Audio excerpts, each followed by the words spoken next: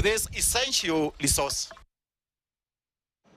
And former Kenyatta University Vice-Chancellors Professor Olive Mugenda and Professor Paul Wainaina have been summoned to appear before the National Assembly over massive loss of funds estimated at 6.2 billion shillings for previous projects at the institutions.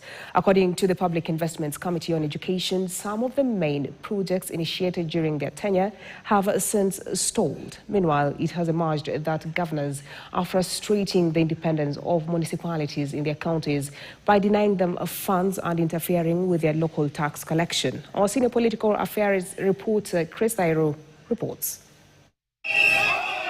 Former Vice-Chancellors of Kenyatta University, Professor Olive Mugenda and Professor Paul Wainaina, have gone on record as Vice-Chancellors who transformed the institution by initiating various development projects that have been generating their own source of revenue, including the Kenyatta University Referral Hospital.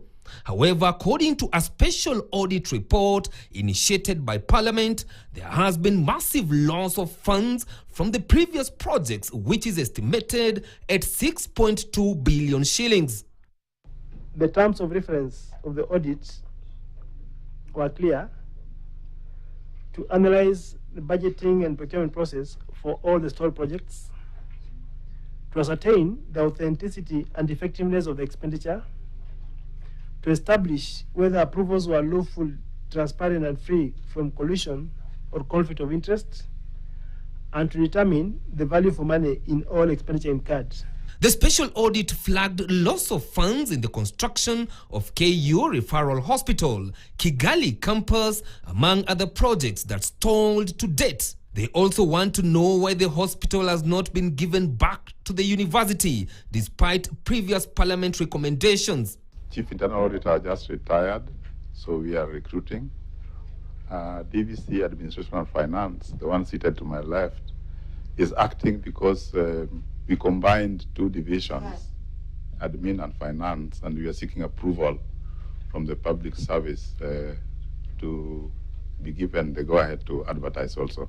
Kenyatta University Acting Vice-Chancellor Professor John Okomo told the committee that they have signed an MOU to have Year 5 and 6 medical students access the hospital for their practicals and are still negotiating for more space.